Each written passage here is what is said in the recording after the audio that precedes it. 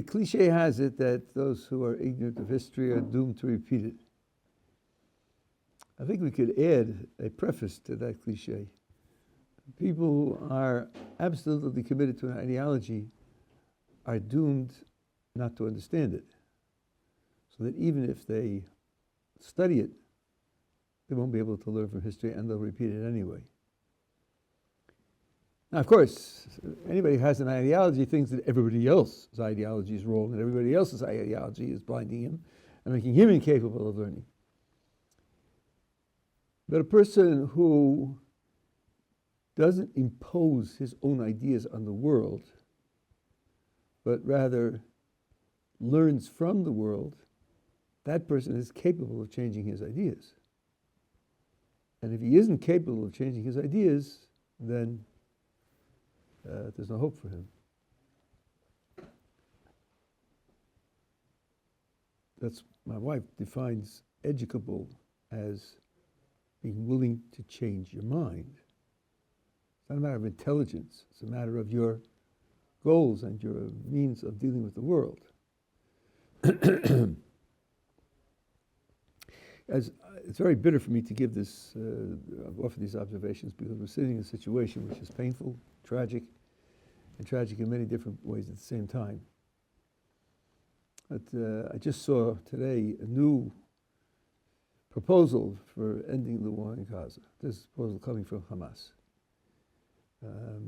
Israel will cease military operations and totally withdraw, and there will be international guarantees that Hamas will rule Gaza in exchange for the hostages. Now, why is that so horrific? Why is that so horrific? For some people, anything less than total victory would be horrific. What's going on here? Well, part of what's going on is that a colossal failure was led to October 7th. And if the end of the military action in Gaza is a retreat, a withdrawal, and Hamas retains rulership over Gaza, and they'll have a victory parade, and Sinwar will be there with his fingers in a V, proclaiming victory, that will be the most conclusive defeat that Israel has ever suffered. Well, you might say, okay, so there are victories and defeats. That's what happens to countries. Not every country wins every war. America didn't win every war. Rome didn't win every war. It's much more than that. One contemporary Jewish historian said that October 7th was the end of the Zionist dream. Even if we win the war, it's the end of the Zionist dream. Well, what was the Zionist dream? Yes, it would take 6 weeks to say the answer to that question. But one element was that when we have our own state, and when we have our own army, take responsibility for our own defense, there won't be any more pogroms. Jews won't be victims. Remember the bitter phrase, like sheep to the slaughter? We say that. We say that on Mondays and Thursdays in the Tachma. I too thought I would never say that again literally. What happened on October 7th? That wasn't sheep to the slaughter? Oh yes, it was. They were sheep and they were slaughtered. We were sheep and we were slaughtered. And our army didn't stop it. And our intelligentsia didn't foresee it. And our commanders and our economic experts and psychological experts and military experts and sociological experts and all the rest of them didn't read the behavior of the people right in front of us in an intelligent way. And it happened again 50 years ago. It's not as if we didn't have an example of this. Something deep is going on here. There's some kind of deep, crashing failure that's going on here. Here's what I wonder. I wonder, where are the Zionist philosophers, the Zionist ideologues who are going to diagnose what the failure is? so as to be able to start thinking about some corrective measures. Where is the failure? Let me mention a dimension which I haven't seen mentioned by anybody on any side of the fence, except those who represent Torah, represent Yiddishkeit. Rav Dessler has a very interesting essay where he talks about the essence of Musar is the ability to find the emes. The essence of Musar is the ability to find the emes. That shouldn't sound familiar. I don't think it is familiar. It's just that he, as an exponent of Musar, put it that way. And his starting point was this: any moral failure has as a consequence an intellectual failure. Any moral failure, any moral vice has as a consequence an intellectual vice.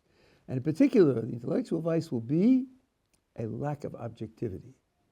Every moral failure contributes to a certain weakness in your objectivity in analyzing a situation, any situation. And that being the case, as he says, if you're building and use tools, you want to make sure your tools are good, straight, strong, not bending and not inaccurate. Your objectivity is your tool for analyzing the world and drawing conclusions. If your objectivity is weak, that calls into question all of your conclusions. So here are some examples. Let's take, for example, laziness. Laziness is definitely, maybe vice is too strong a word, but a person is lacking in virtue if he's lazy. Now let's suppose there's an investigation that requires 2 months, and it requires working through a lot of material.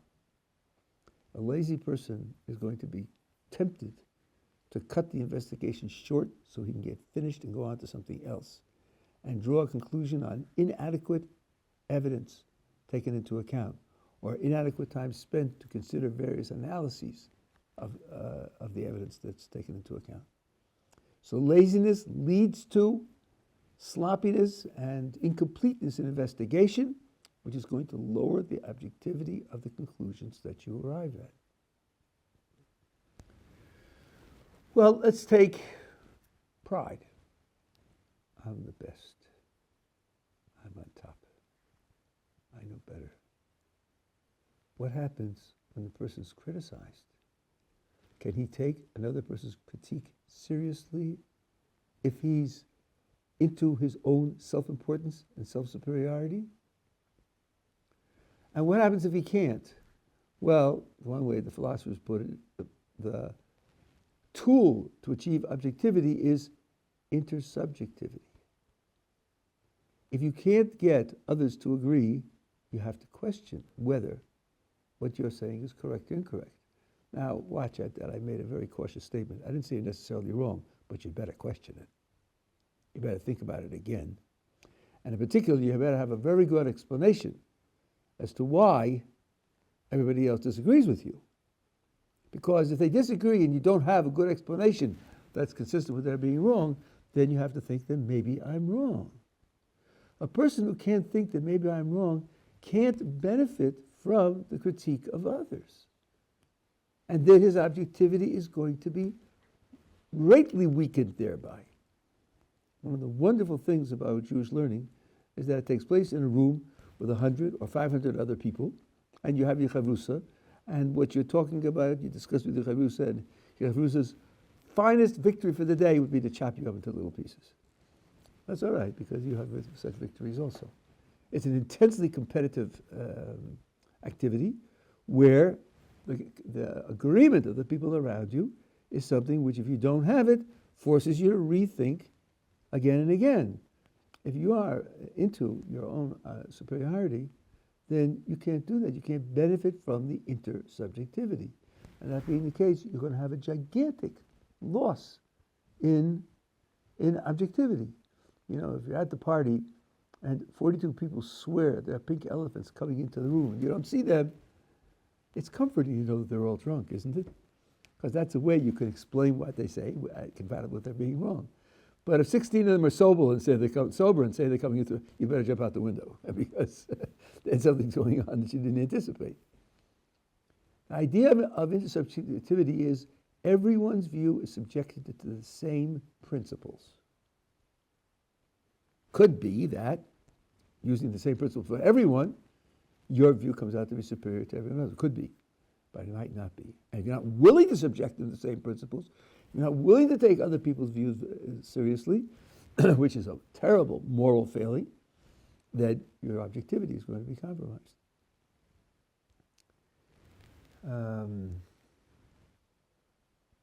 Any moral failing that you, for example, you have hatred of a certain group.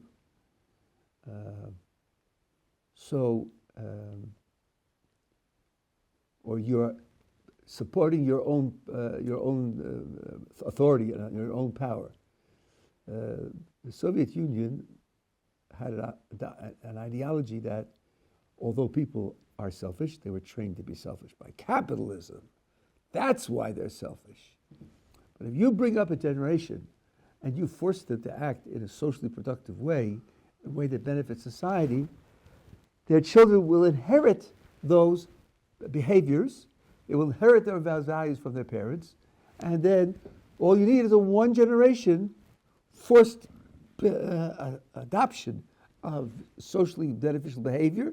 And from then on, people will be born with that as their natural personality. Now, in evolutionary studies, that's called Lamarckian evolution. Until about 30 years ago, it was thought to be just complete nonsense. Now, we do know some cases where it works, some limited cases where it works, even for people, like in the starvation cases. But generally, it is thought to be not very active and not very powerful. The Russians understood that Darwin won't support that kind of evolution, so they created a false evolution industry. If I'm not mistaken, the guy's name was Lysenko, who pretended to do experiments and published his research that he had large-scale Lamarckian evolution so as to support the ideology of the country. I'm not a biologist, but I saw people say that it put the biology in the Soviet Union back 20 or 30 years because they lied in order to support this social policy that they had, which also had no. So if you're operating out of purely selfish goals in order to form your ideas, then your ideas are certainly not going to be objective, and they're going to be much less likely to be true. Okay, let's just take on Odessa's category. That vices, moral failings, lead to the lack of objectivity of your ideas.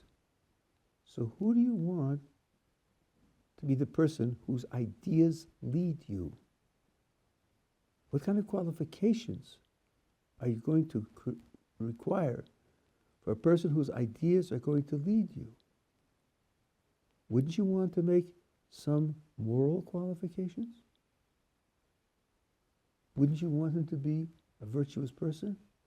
When's the last time you heard that as a qualification for high political office? When's the last time you heard that as a critique of someone in high political office, except for the killer drones who kill everything that isn't the same as themselves anyway? And then they say whatever comes out of their mouths. Like 3-year-olds. So what about a depth analysis of the midos, the character traits that Zionist culture in this country promotes, rewards, reinforces, prizes, celebrates, and the ones that it ignores, and the ones that it denigrates? And maybe part of the explanation for the repeated, very similar failure, which happened 50 years ago in Yom Kippur, and now on Simchas Torah, maybe there are certain character traits which we ought to think about and analyze and think maybe it's the society's emphasis of these character traits that leads us to be vulnerable, because with these character traits, our ideas don't connect with reality because we're not forming them objectively. How about boldness, assertiveness, leadership as ones that we definitely. How about individualism? You do it on your own. It's your achievement. It's your life. How's that going to work with intersubjectivity? When you write your book, how long is the list of acknowledgments at the beginning? This one taught me, and this one taught me, and this one corrected these and these mistakes, and so on and so on. How often do you have that at the beginning of the brilliant paper, the brilliant analysis? How often do you have that at praised? You know why he does such good research? Because he works with other people, he corresponds to other people, he corrects his mistakes, he works hard to understand them, to understand where they're coming from, so he can see the contrast between what he's doing. Do you hear that prized? Or he's so smart, he's so brilliant, he's so original, and so forth and so on. If you don't hear the right qualities praised, if you're not looking in that box, then you're not going to find it. And it's an element in the colossal cultural failure that we have had twice and have continuously, then we're not going to find a way to correct it and improve the next time. Rav Shach wrote after the 1973 war, and this is from our point of view,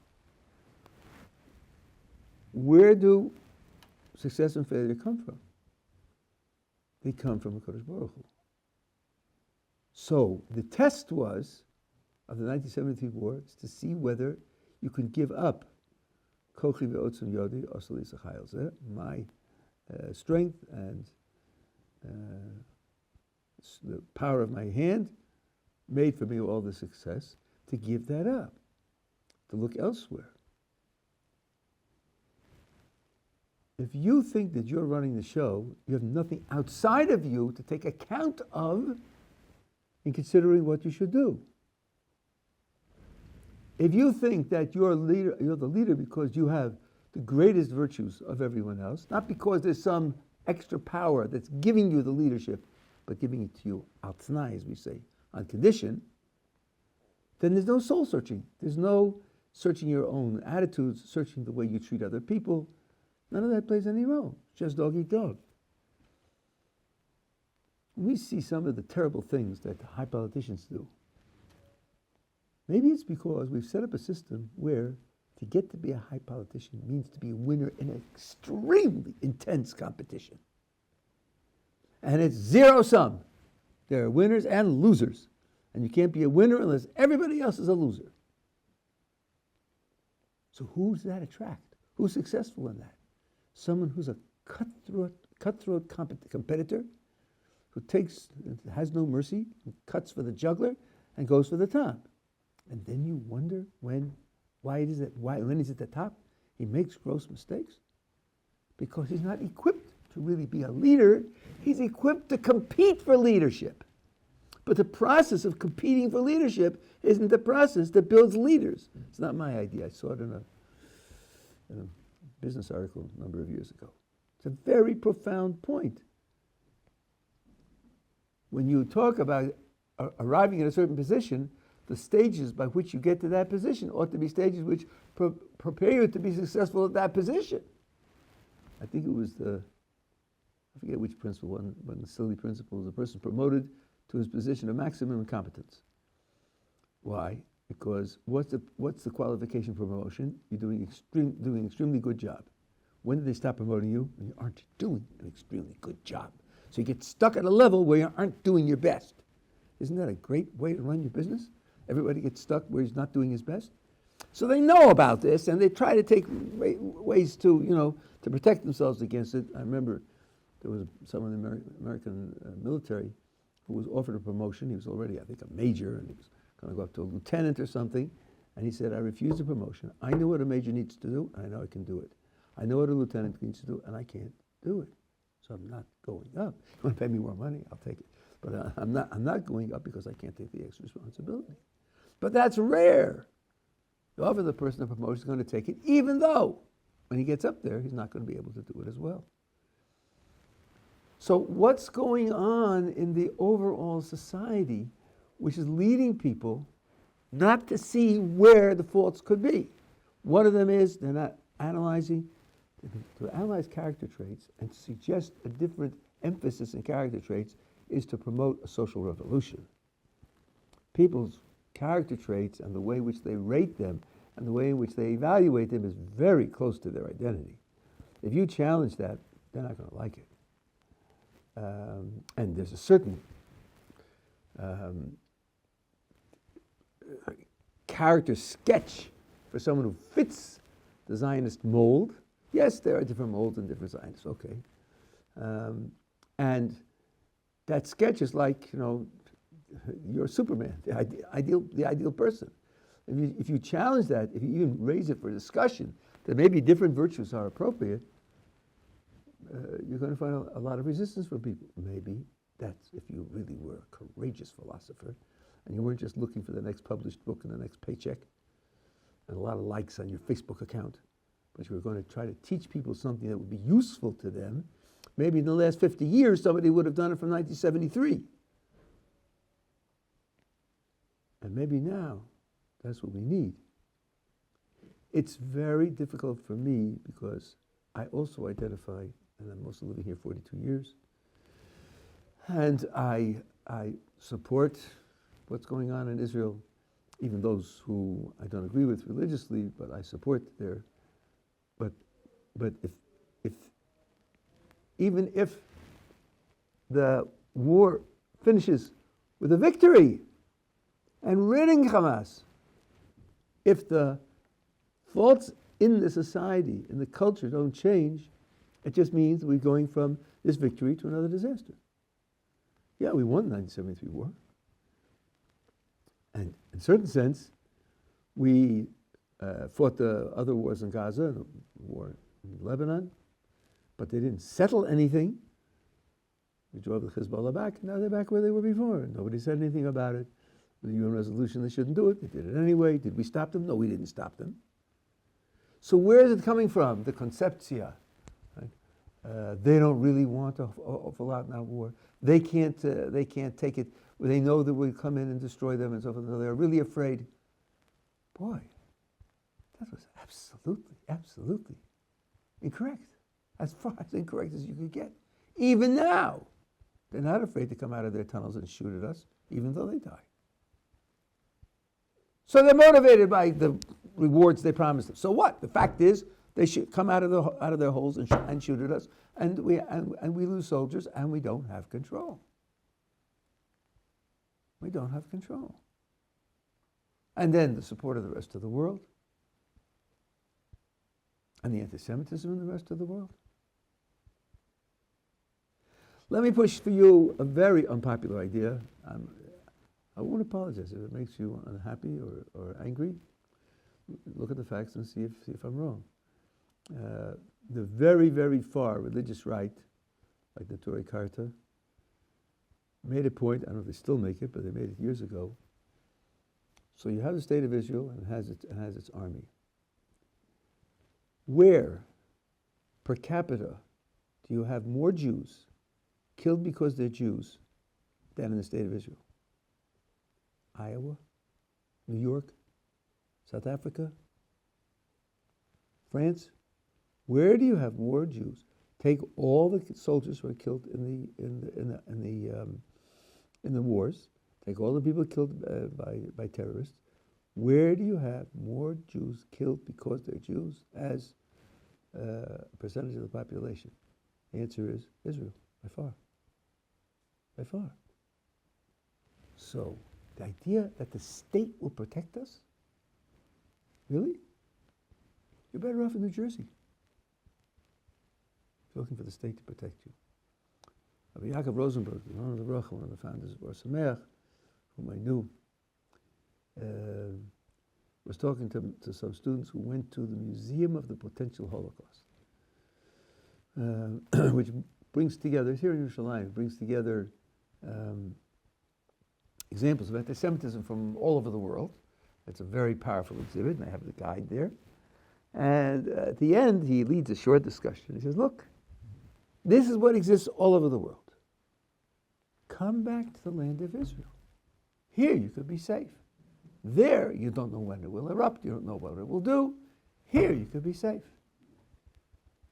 So Rabbi Rosenberg said, really, I seem to remember two gigantic Jewish pogroms, disasters, slaughters. So the destruction of the first temple, the destruction of the second temple. At least hundreds of thousands of Jews were killed. Josephus says in the second temple, 2 million were killed. They happened in Israel. Hello! Moving to Ohio would have been safer than being in Israel. Is the geography of Israel the guarantee for safety? Certainly not. Certainly not. There's only one guarantee for safety, and that's divine protection. And divine protection comes, sorry to say it, at a cost. And you have to be willing to live your life in a way that's pleasing to the one who's providing the protection. So simply coming here isn't the answer. And the promise that here we won't be like Jews to the slaughter is exactly what happened on October 7th. Like sheep to the slaughter. That's exactly what happened. So they didn't even have the dignity of shooting back because they were all caught by surprise and the army wasn't there. So they were just slaughtered.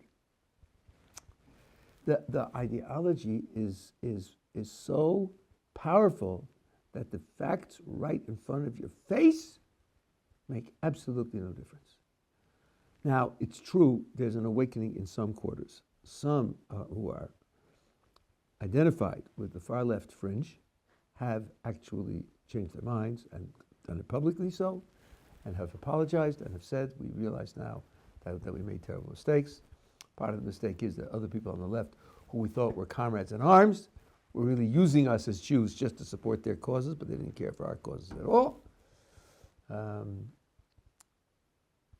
And others confessed that their whole attitude towards their own strength and their own weakness was warped. So it is happening. And there are soldiers on the ground who, most of them are a kind of mixed character. They have some touch of traditional identity, and their typical active lives are not very traditionally oriented, but they're not bitterly, in principle, hostile to these ideas, and they are awakening. Their consciousness is awakening, and different perspectives are awakening. But where in the official policy-making annals of the various political parties and the makers and shakers of the ideology of the country, where do you find that? Even Lapid said the Hitnatkut, the withdrawal from Gaza, was a mistake. That's a big step for a guy on the left to say it was a mistake. But why? Why did it happen? And what was behind it, and what led to it, and what needs to be corrected so mistakes like that don't happen again. Maybe you're simultaneously making 5 such mistakes now and you don't even realize it. It's very superficial to say, well, 30 years later I can see that it was a mistake, and so 20 years later it was a mistake, and so therefore I admit. But you know, if you're in medicine, it's not enough to say the patient died. You want to know why he died so other people won't die. The short-lived idea of unity, which we were supposed to have learned after October 7th. Yeah, there were a few weeks where people guarded their mouths. But now you hear the same old political hackery. I read where someone says, Netanyahu wants the war because he wants to distract people from his court cases, and so he won't go to jail.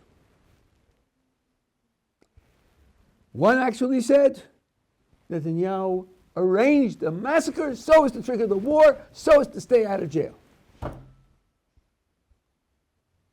That's a person who's capable of believing that sand is gold. If he can believe that, but he doesn't believe it. He says it because saying it will get him some advantage, just like a 3-year-old. You know, when you ask a 3-year-old, who started the fight? He thinks, how am I going to get out of this? He started it. That's nothing to do with the facts. Why are you hitting him? He hit me first. Did he hit him first? What difference does it make? He hit me first, gets me out. So that's what I say. The protests are all the same, as they did a survey. From the river to the sea. Which river? Which sea? Don't know. Just, that's the chant. It's like a mantra. Nothing to do with it's true or false. It gets you what you want. You express your anger. You join the groups that you like to join. You know, and you get likes on your Facebook account. So that kind of stuff is coming back into style, and nobody trusts Netanyahu, and we have to have new elections now. And what happened to the insight of unity? Torah tells us that HaKadosh Baruch Hu has one kli that's machzik bracha. So only one vessel that holds blessing, and that's unity. Even unity for evil. Unity is such a powerful principle. The question is asked, why is it that the generation of the flood was wiped out, and the generation that built the Tower of Babel wasn't wiped out? They were scattered. Especially since some midrashim describe the Tower of Babel as an attempt, as an assault on God, whatever that means. An assault on God. So the answer that's given is that the generation of the Tower of Babel was unified. They had one language and one set of ideas. And the critic says, now wait a minute, Rabbi. They were all unified on evil. What good is that? The answer is, yeah, there's a good in it. There's a good in it. What condemned the generation of the flood was Hamas, widespread, unrestricted thievery. Chamas in the Torah means thievery. It doesn't mean what it means in the life of Chazal, where you pay money and force the guy to take it. And thievery means, so it's in your yard, so what? I take what I want. Utter disregard for other people's rights, other people's fortunes, utter disregard, of no interest whatsoever. The other 3 transgressions of the generation of the flood are generations which typically are committed out of passion. Something happens and triggers a passionate response. You don't murder people because you have no problem playing with guns. You don't go where it go. You don't care where the bullets go. That's not why you murder people. Same with idol worship and the same with sexual immorality. Those things are driven by passions. But widespread, unrestricted thievery, that just means there's no care for anybody else. That's what I did there, because Baruch Hu is committed to unity.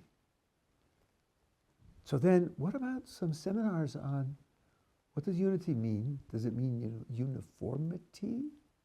Or maybe not. But maybe it means an appreciation. I mean, after all, your right hand and your left hand are different, aren't they? They're enantiomorphs, right? You have to turn one inside out to be the other one. But they work together anyway, not to mention hands and feet. So there's a unity in the body, even though there isn't a uniformity in its limbs. How do you make a society that has a unity that overarches and embraces the whole, in spite of the fact that the minorities, that the minor parts of the body? What about some seminars on that in the think tanks, intelligentsia, not to mention the universities? One woman who's a presenter for the left in this country said she has a good friend who's a settler.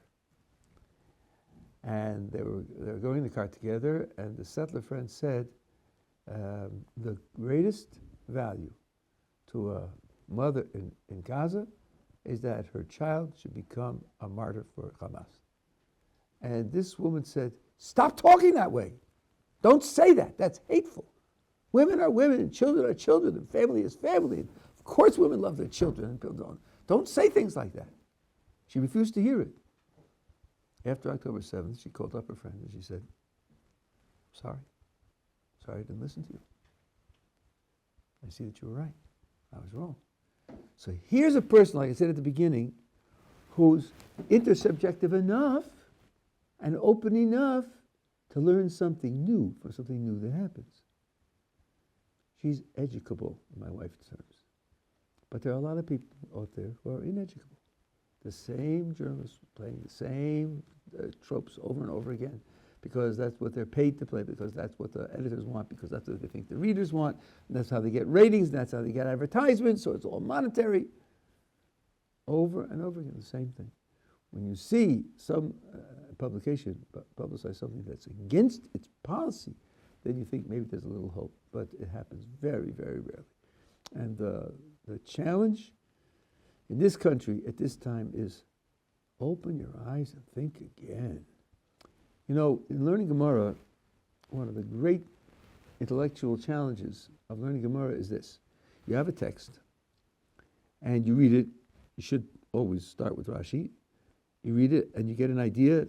These are the questions, and these are the answers, and these are the basic concepts. Now you look at Tosfos. Tosfos often reads the text differently.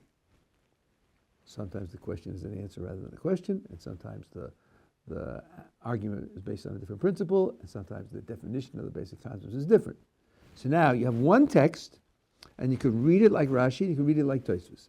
The next step is to say, okay, so why didn't Tosfos read it like Rashi?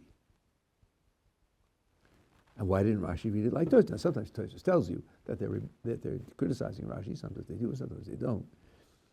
But then you have to work out how each one sees the other and how each one would answer the other. So now you have two. Now try it with 10.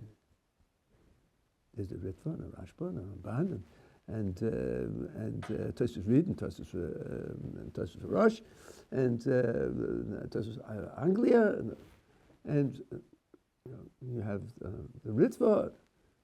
So you're learning Gemara, you learn to look at something from different points of view and compare and contrast them and try to define what the differences are between them.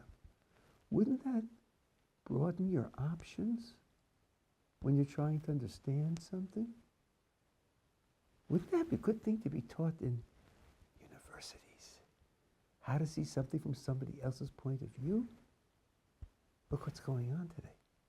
You can't open your mouth with another point of view. They protect you from hearing it because it might make you nervous. It might make you uncomfortable to hear something with a different point of view.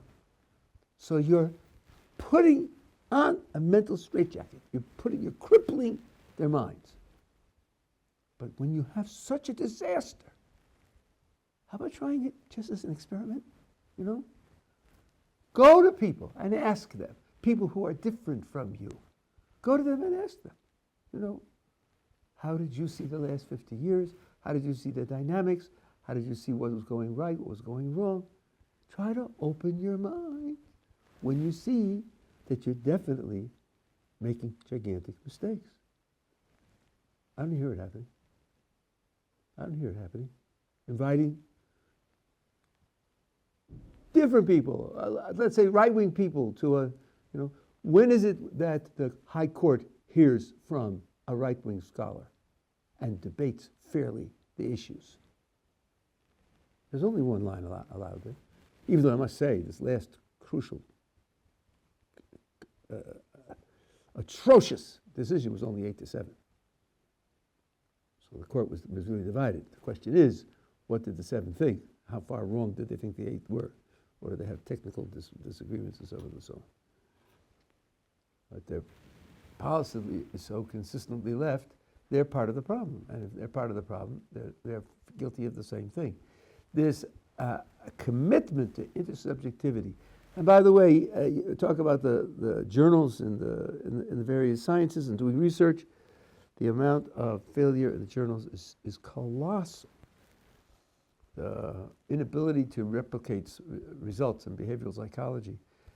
Daniel Kahneman, who won the Nobel Prize in economics for his work on the prejudices in reasoning, himself, part of his book, was guilty of prejudiced reasoning, and he had to disavow it himself.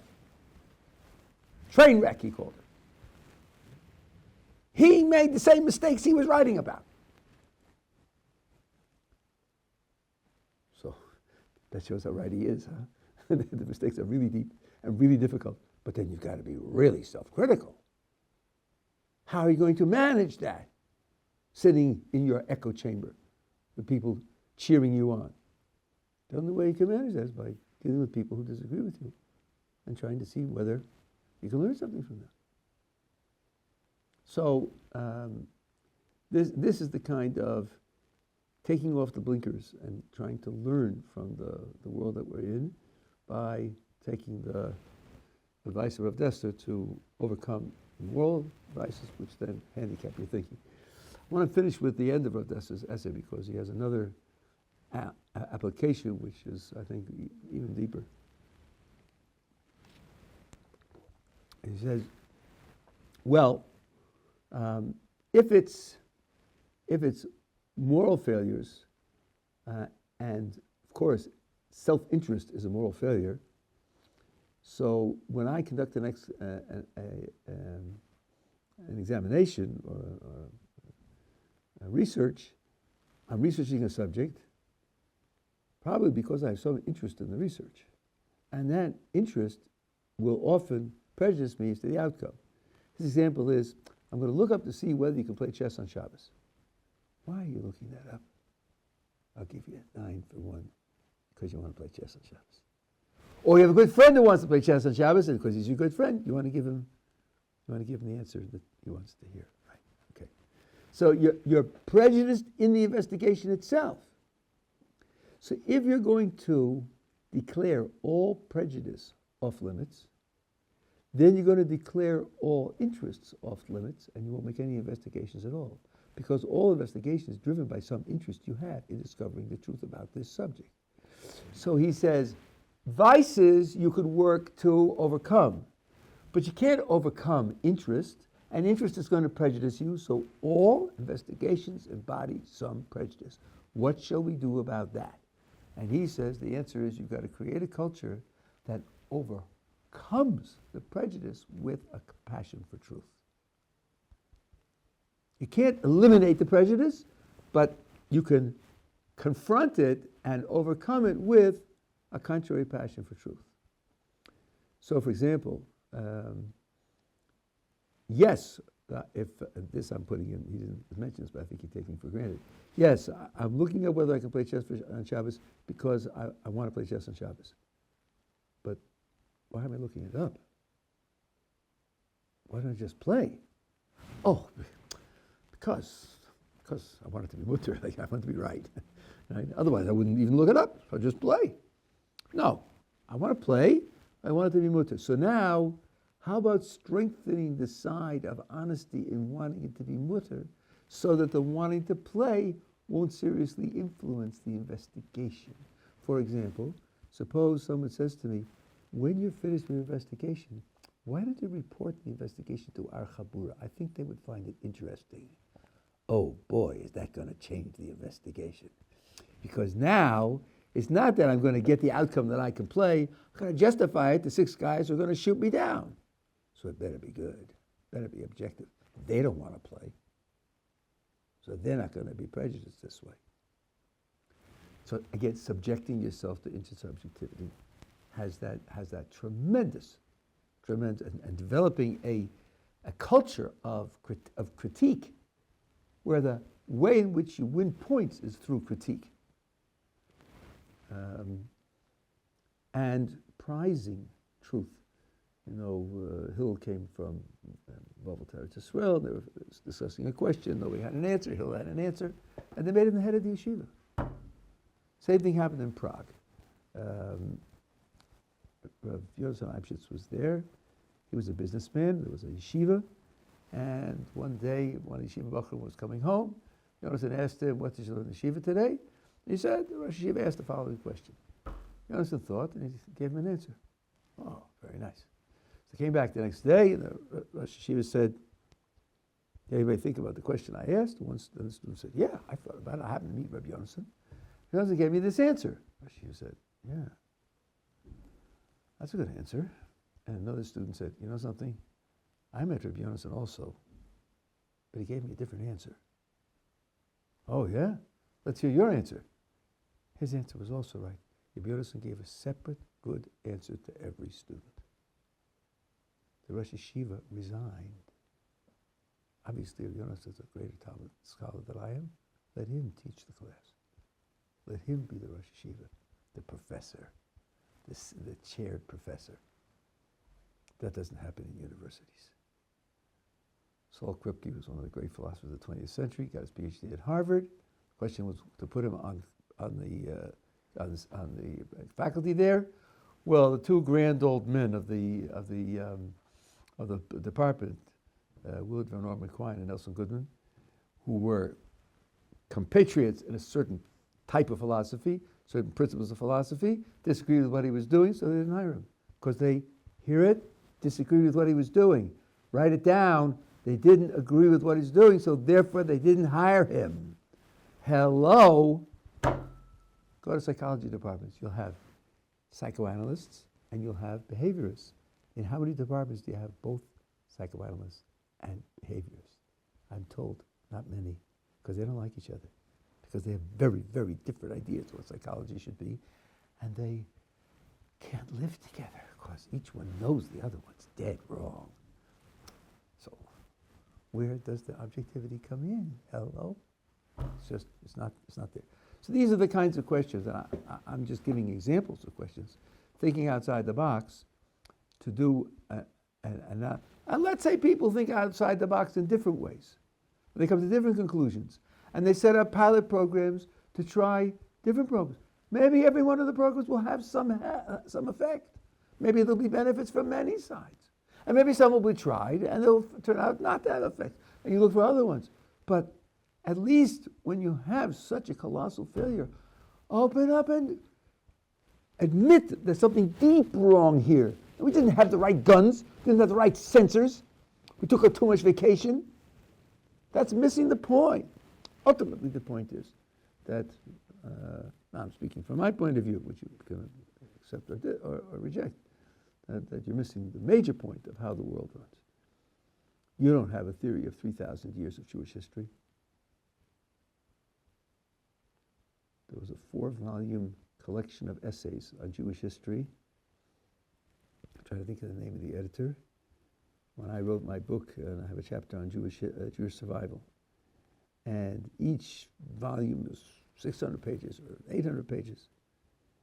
And the idea of Jewish survival for 3,000 years and why it was successful isn't mentioned in the volume, not even mentioned. That's what they have to offer.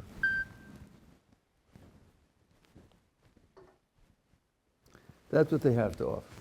So this is the plaint of realizing that ideology can blind a person from learning from history, and if you don't learn from history, then you're going to repeat it. And the Kodesh Baruch Hu should help us that we are open and others are open, and they can learn.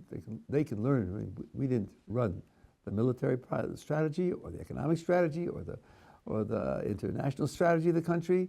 So none of that can be laid at our feet. This is how they criticize us. You stay out of these things. Why don't you participate in the national debate and everything else? Sure. Who's listening? Who would be listening?